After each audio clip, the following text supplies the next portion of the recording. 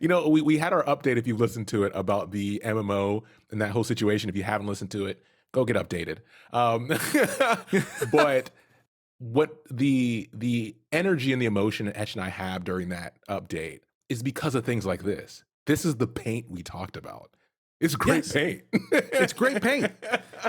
You could have slapped it on a Honda Civic and I'd be happy.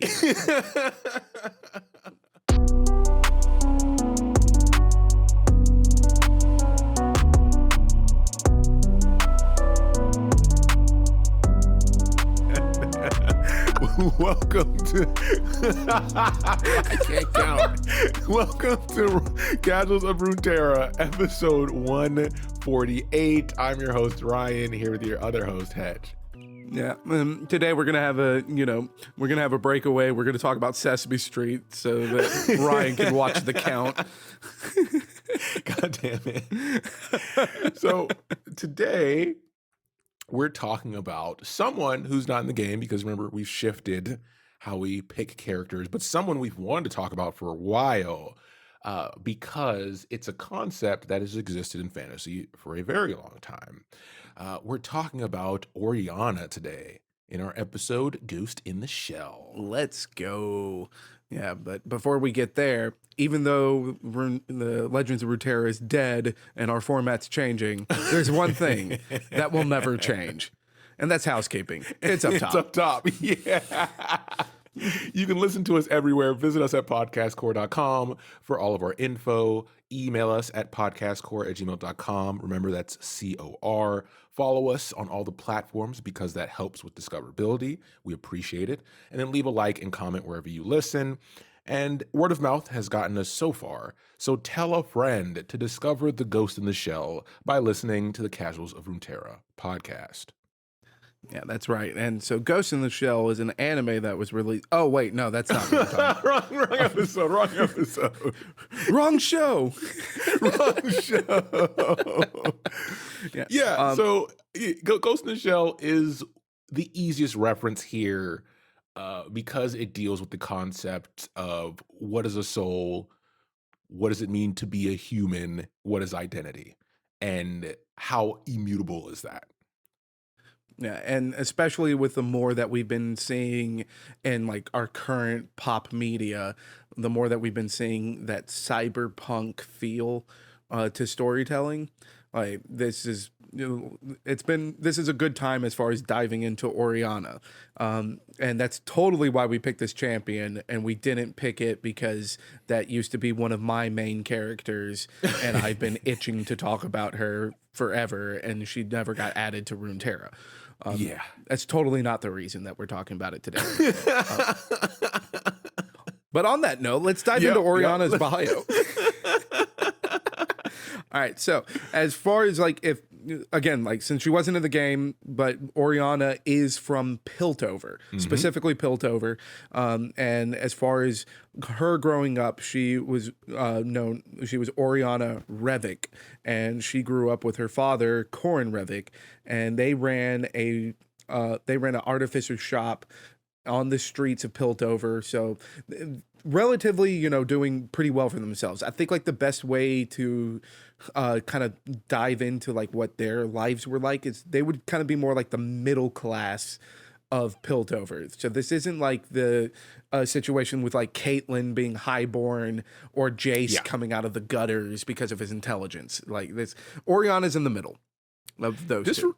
This reminds me of, and I don't know if we've mentioned this about Piltover, but when you think about like the abundance in China or Eastern countries of like street vendors where there's so many different types, right, of food vendors, and Piltover's like that, but for like automation and for like limbs and for artistry, and I don't even know is that a word? Am I that good? Wait. Hey, if it's anything like when we talk about names on this show, it's a word now. Right? Stay tuned. Keep in touch with our, with podcastcore.com for when we release our dictionary.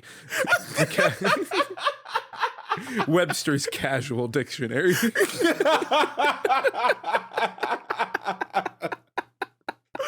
But But yeah, Piltover streets are filled with people who tinker and families who tinker. So makes sense. This makes Yeah. sense. And so like this would be a shop very similar to like a champion we have covered, Seraphine. Like Seraphine's family would be, a shop that is on the street front, just like Orianna and her father Corin's shop. And as far as their shop, though, they mainly worked with prosthetics. So, because again, like, that we're talking about a boom of like hex tech and everything. So, like, everyone has like their own specialized shop. So, this is a prosthetic shop. And as far as Orianna as a child, she had a very adventurous spirit, but Corin, her father, was always afraid of her safety. And now that we're diving into this part of the bio, Mom's not in the picture. We don't know what happened to Mom, but she's not in the picture. So Corin is a single dad. Shout out to single dads. Yeah, and he's just trying to do what's best for Orianna. And for him, it's like he tries to keep her very close, keep her safe. And Orianna spends a lot of her time as far as tinkering with the automation that they do for the prosthetics. And she does like to dance. So she's, from the writing, it looks like she's into ballet. And a lot of the tinkering that she does within the shop is making figures that do a lot of the ballet dances. So moves like pirouettes and leaps. And otherwise, she's kind of sheltered. And that leads us to a disaster that happens in Zaun. So this isn't the first time we've talked about kind of bad things happening in Zaun that kind of spill over into Piltover, right? Because again, with the amount of chem tech that's going on down there, explosions tend to happen. And conceptually, it's a concept I appreciate because it reinforces the factor that we always reinforce, that you don't have a Piltover without Zaun, right? They're one and the same. So therefore, whatever affects one affects the other. And that should never be separated because conceptually, the goal is to make them one completely. Yep. Yeah. And again, to kind of lean back into Seraphine's story, once we have this disaster, there was an explosion that ended up causing a chemical leak, and a lot of noxious fumes are going out of Zaun and actually bleeding over into Piltover. And much like Seraphine, Orianna's like, we need to help them. Yeah. But Corin, her father, has been protecting her all of his life, all of her life, and he's not forbids her from leaving the shop, forbids her from going to Zaun. But that's not good enough for Orianna, so she packs up as many supplies as she can get her hands on and goes down into Zaun to help as many people as she can. Because despite the fact that they work on prosthetics, which would be helpful for anyone that got maimed in the initial explosion, they use technology that is in the gas masks or the rebreathers that are constructed for the Zaunites. So she goes down there as far as just trying to help as many people as she can. And her father, once she comes back from doing as much work as she can down in Zaun, and with that, that we don't get a lot of details of who all she helps. Yeah. We don't know what that is like, and we don't know how long she's down there. But she does go, she does help, comes back, and her father's furious with her, forbids her from leaving, basically grounds her. But before he can finish grounding her, she passes out. Yeah. Because it turns out that noxious fumes are just as deadly to Piltovans as they are to Zaunites. Shocker. It's like if your city's divided in two, the inhabitants are still all human. Yeah.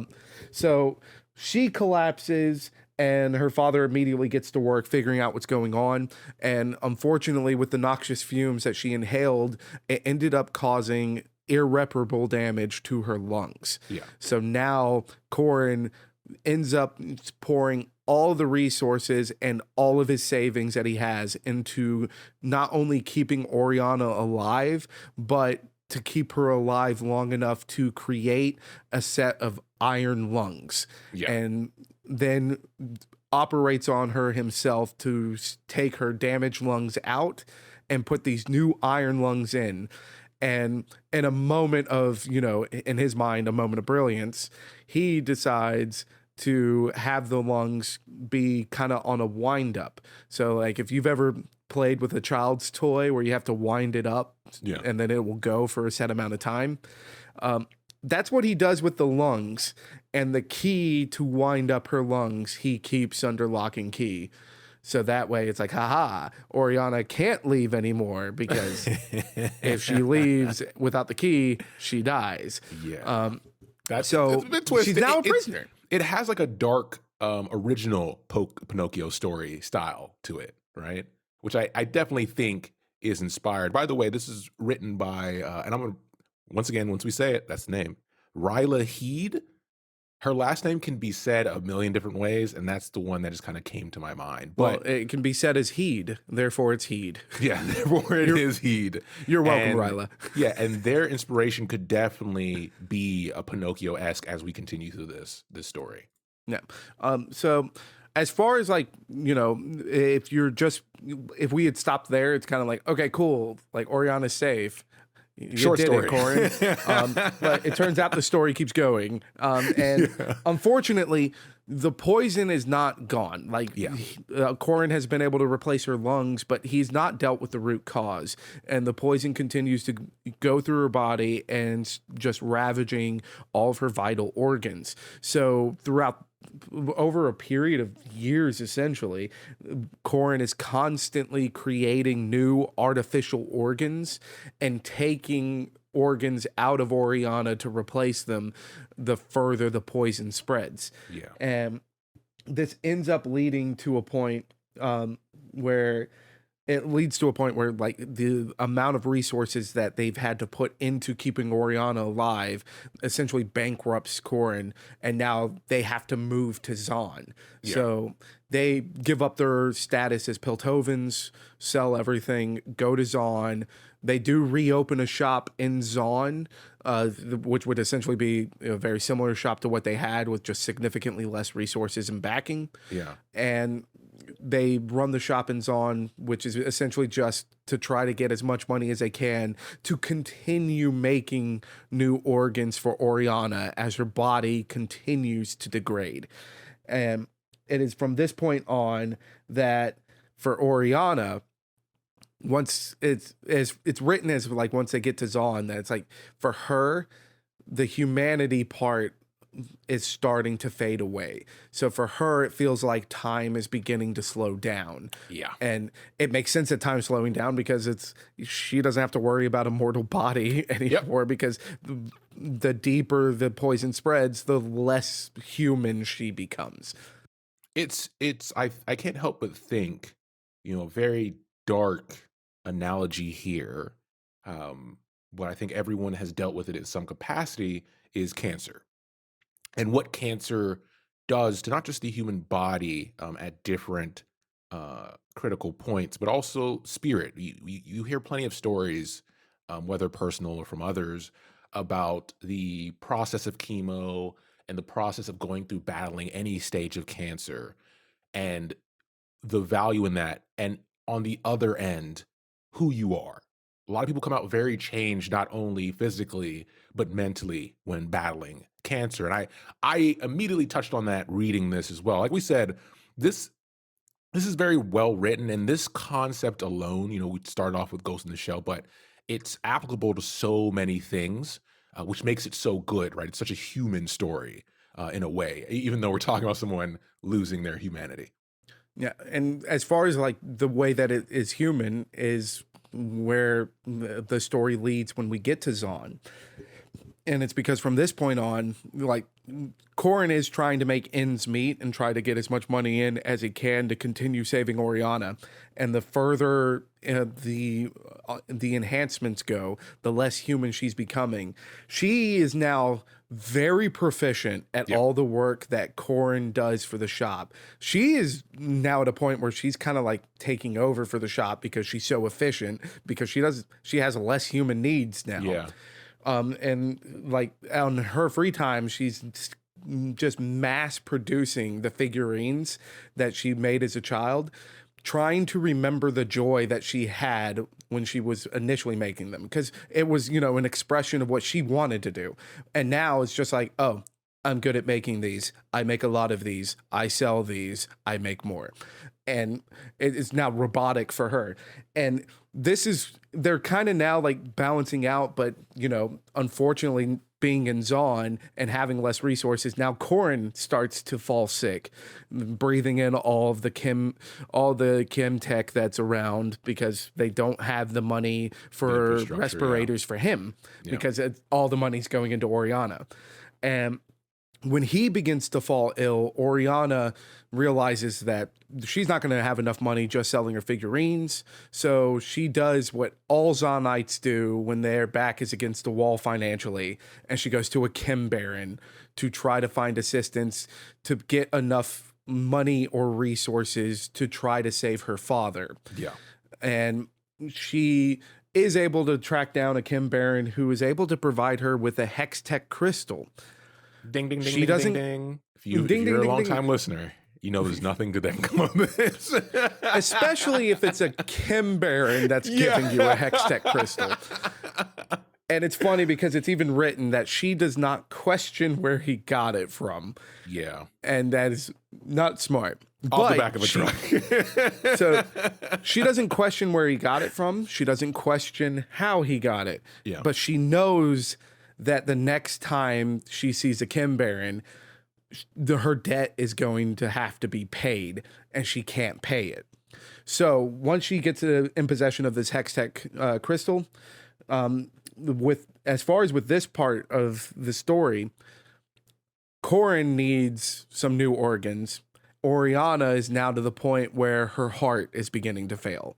Yeah. And the organs that Corrin needs is a heart as well. But it's like, hey, before the poison spreads to my heart, he needs a heart. I can go ahead and just make a heart for me and put my heart into him. So she spends weeks figuring out how to create her new Hextech heart, figuring out how to extract her heart to do the surgery on him, is finally able to get everything figured out, puts him on anesthesia, performs the operation, and now Corrin has Orianna's heart, and Orianna has created her clockwork globe, which is her heart. And for anyone who's played League of Legends, you know exactly what that is, because you've probably seen it fly out of a bush and then hit R, and your HP is suddenly 80% less than what it was, and 2 auto attacks kill you. We've all been there. It's okay. It's okay. But it is now that she has fully become robotic. The last piece of her that was human is now inside of her father. And she is, one of the last human thoughts that she has is that she's content knowing that there will always be a piece of her left with him. And amazing. She ends up packing up everything and getting the hell out of Dodge, because she knows that she can't pay the Kim Baron. Yeah. But they're going to be looking for her, not for her dad. And she ends up leaving, finds the key, gets the key from Corrin's safe for her lungs, is able to wind herself up with her clockwork orb, and she heads on out, basically to never be seen again. And Corrin ends up making a full recovery into a shop that is completely surrounded by the figurines that Orianna used to make. And that's where our story leaves off.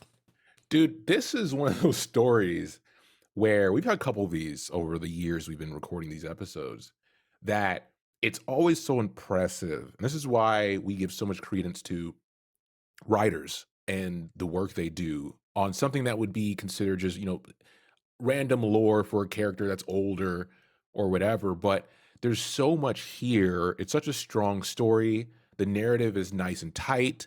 It has a lot of foundation to it. And the stuff you can do after it with the character are just endless. And even to the point where, the sub-theme of automation and what automation does to creativity, right?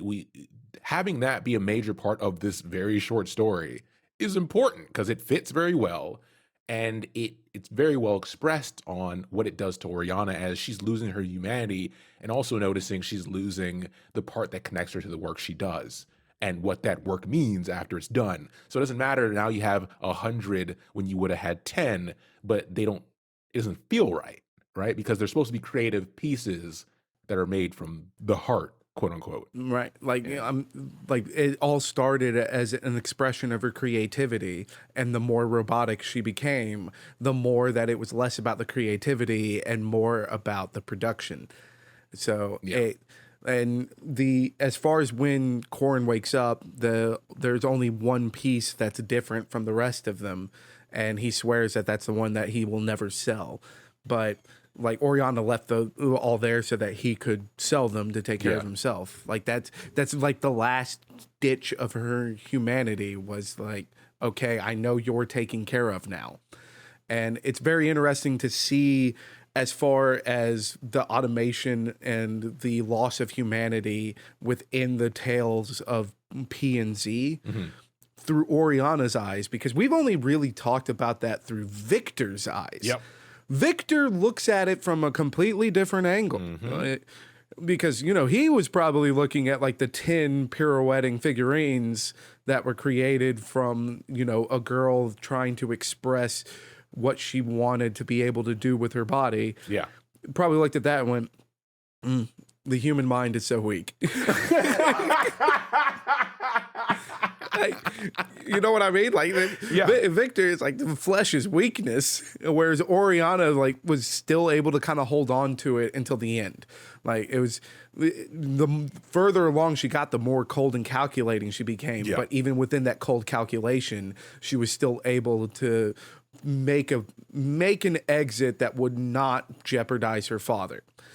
So it's a very different lens to look at it, and which is impressive to do from a storytelling element, because it's a lot easier to just be like, if in P and Z, if you have any kind of augmentation, you're with the Great Revolution. Like that's an easy cop out. But life isn't always black and white. There's a lot of gray areas in there, and Orianna kind of highlights those gray areas. Yeah, great, Rayla, good job. Good job. Because, I mean, even the daughter of a single father leaving her heart with him as she has to leave. That is like, dude, what? This is, we had our update, if you've listened to it, about the MMO and that whole situation. If you haven't listened to it, go get updated. But what the energy and the emotion that Etch and I have during that update is because of things like this. This is the paint we talked about. It's great paint. It's great paint. You could have slapped it on a Honda Civic and I'd be happy. But I mean, like, to that note, this is why we started the show. Like the world of Runeterra is incredible. Absolutely incredible. And there are so many characters in it, and each one is able to feel like a new twist on something, because we've been saying Ghost in the Shell for 20 minutes now. Yeah, let's go ahead. Go ahead and talk about this isn't a unique storyline, but it's a unique twist to a storyline that's been used in fictional stories for a long time. I mean, for the entirety of our lives. So it's nice to have like that new twist on it. And I know I'm becoming an old man when, we're talking about a daughter, giving her heart to the single father. Yeah. And I'm like getting choked up and I don't even have kids. I'm an old man. Yeah. One thing I like to say a lot, and feel free to quote me on it, is you don't have to reinvent the wheel, but it's all right to put your own spin on it. Right. And this is, we've talked about Ghost Shell, like you said, a million times. And what that references is the ship of Theseus, which is a philosophy that's been around forever, especially it's Western philosophy mainly. And the gist of it is that if you have a ship and over time, parts of the ship wears down and you have to change it plank by plank until at some point, every plank on that ship is new. Everything on that ship is new, but it's still the same ship, or is it, right? That's the philosophy question. is at what point does it stop being the ship of Theseus as you make changes, as you modify, and as you take away what was once there to repair what is still the ship. And that's where you get the influence in a lot of fantasy, a lot of sci-fi based on this concept that has done very well. It's a philosophy that appeals to a lot of people because of everything we've said in the last 20 minutes. Yep. And I can't say anything better than what you just said of you don't have to reinvent the wheel, but you can put your own spin on it. This is a great story that is putting its own spin on that Ghost in the Shell or the ship of Theseus, right? Like it is its own spin, and it's a very enjoyable story that we were able to, sit down and talk about for an extended period of time. And there's a lot of Champion episodes that we have covered that kind of fall in that vein. I mean, like, look at Vladimir. Like, look, there's nothing unique about Vladimir. Yeah. Like, if you've ever heard a vampire story, you're going to pick up on pieces of his story, right? Yeah. But he is still Vladimir. Like, he is Runeterra's Vladimir. And there are things that separate him from other vampire stories. And that's fine. It doesn't always have to be overtly different. It just needs to be unique enough to fit within the overall world, and that's what brings life to that world. Perfect. And that's why we have this show, is because that world's great. Keep giving us more of it. Yeah, we're gonna keep talking about this paint, but for now, thanks for listening, and we'll be back soon with the next episode. Yeah, take care, everybody.